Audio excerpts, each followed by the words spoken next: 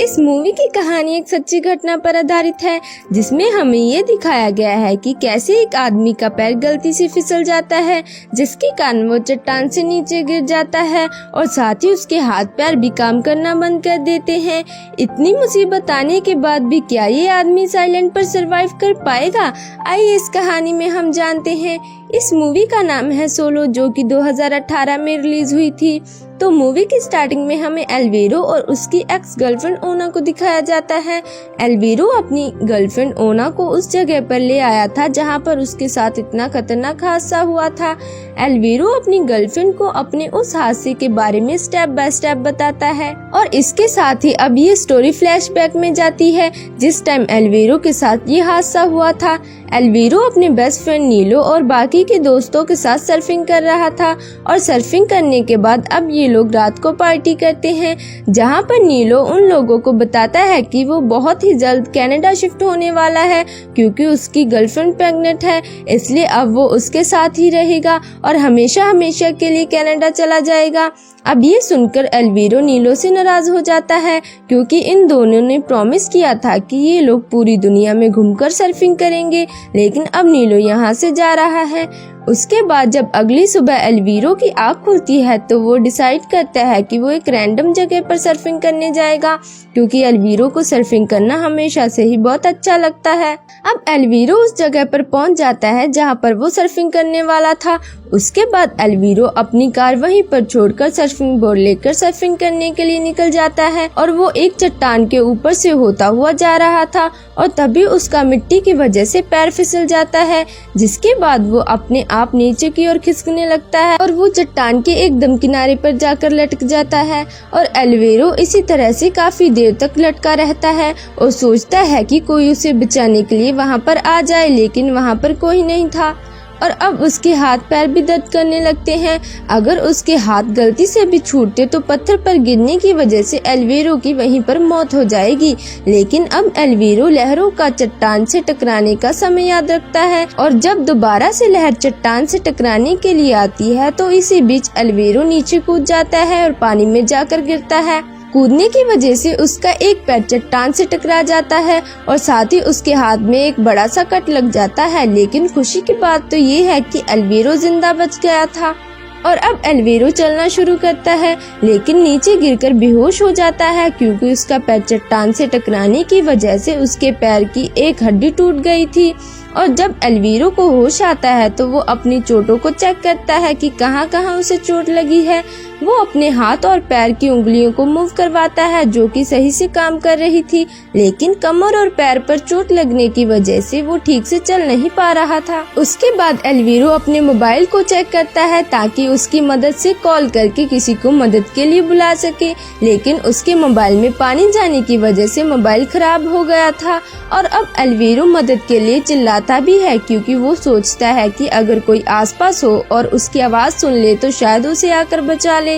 लेकिन इसका कोई फायदा नहीं था, क्योंकि वहाँ पर दूर दूर तक कोई भी नहीं था। और इसी उम्मीद में एल्वेरो वहीं पर सो जाता है कि उसे कोई बचाने जरूर आएगा, लेकिन लहरों की वजह से एल्वेरो का मोबाइल भी पानी में डूब जाता है। और अब एल्वेरो सोचता है कि उसे इस समुद्र को तैरकर पार करना चाहिए, क्योंकि एल्वेरो के सामने खड़ी चट्टानें थी जिस पर वो नहीं चढ़ सकता था। अब एल्वेरो अपने एक हाथ और एक पैर के समुद्र को तैरकर पार करने की कोशिश करता है, क्योंकि उसके दूसरे हाथ और पैर में चोट लगी हुई थी।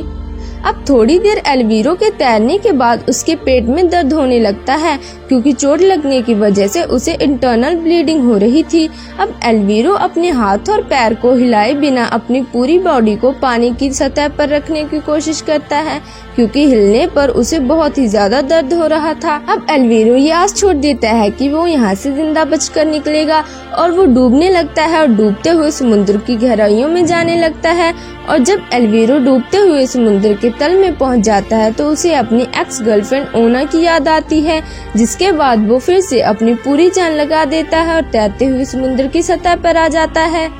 अब हम फिर से वही सीन देखते हैं जहां एल्वेरो अपनी एक्स गर्लफ्रेंड ओना को ये सब बता रहा होता है और साथ ही एल्वेरो अपनी एक्स गर्लफ्रेंड को अपनी लाइफ में वापस आने के लिए भी कहता है, लेकिन ओना उसे मना कर देती है, क्योंकि एल्वेरो कभी भी अपनी लाइफ को लेकर सीरियस नहीं था। उसके बाद ओना उसे अपनी लाइफ को जीरो से शुरू करने को कहती है और सर्फिंग बोर्ड लेकर वहाँ से सर्फिंग करने के लिए चली जाती है। और जब एल्वीरो उसे रोकने की कोशिश करता है तो उसे पता चलता है कि वो बस उसका इमेजिनेशन था और वो कुछ भी अपनी गर्लफ्रेंड से नहीं कह रहा था, क्योंकि अभी भी एल्वीरो अपनी सर्वाइवल लाइफ के लिए संघर्ष कर रहा है।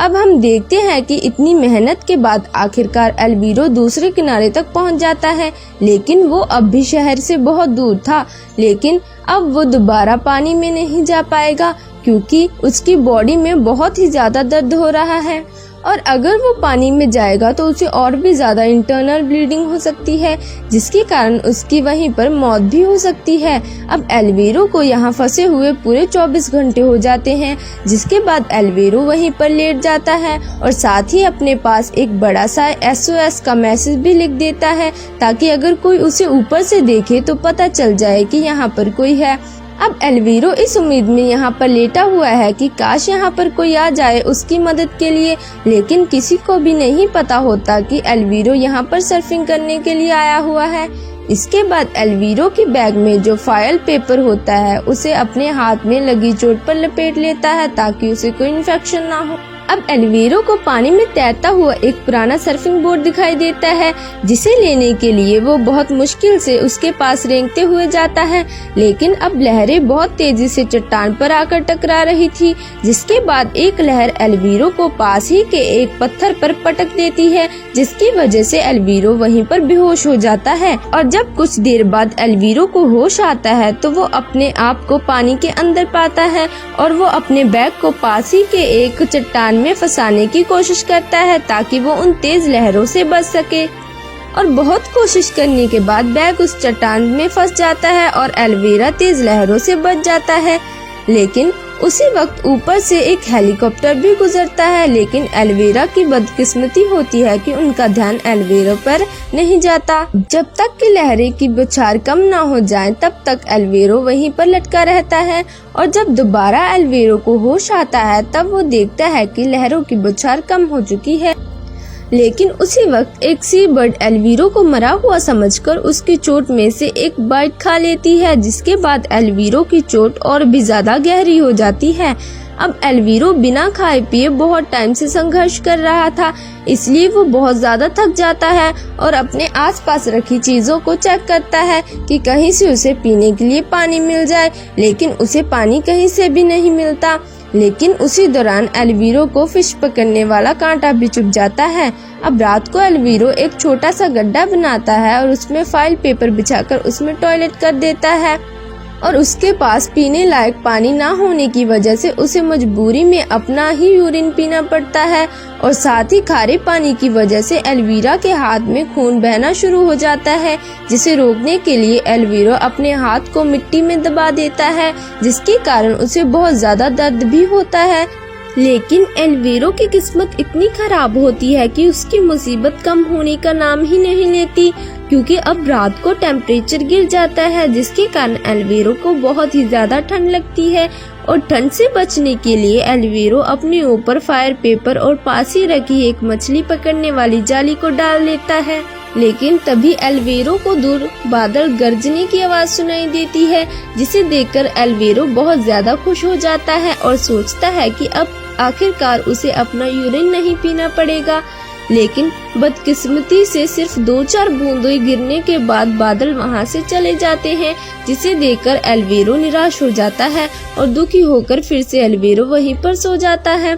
और अगली सुबह एल्वीरो की आँख खुलती है तो उसे अपने फोन की रिंग बजने की आवाज सुनाई देती है, जिसके बाद एल्वीरो अपने फोन को हर तरफ देखता है, लेकिन उसे अपना फोन कहीं पर भी नहीं मिलता, जिसके बाद उसे पता चलता है कि फोन की आवाज मिट्टी के नीचे से आ रही है। जिसके बाद वो मिट्टी को हटाना शुरू करता है और उसे फोन मिल जाता है, जिसे देखकर एल्वीरो बहुत ही ज्यादा खुश हो जाता है और देखता है कि दूसरी तरफ वीडियो कॉल पर उसके मॉम डैड होते हैं। वो अपने मॉम डैड को अपने इस पूरे हादसे के बारे में बताता है, लेकिन उसके मॉम डैड उसे कोई जवाब नहीं देते। क्योंकि उसे पता होता है कि ये सब वो सिर्फ इमेजिनेशन कर रहा है और ना ही उसके हाथ में कोई फोन है। ऐसा इसलिए होता है कि उसकी बॉडी में पूरी तरह से खाना और पानी की कमी आ चुकी थी और इसके अलावा एल्वेरो बहुत बार पानी की कमी पूरी करने के लिए अपना यूरिन पी चुका था, जिसमें इंटरनल ब्लीडिंग के कारण सिर्फ खून ही निकल रहा था।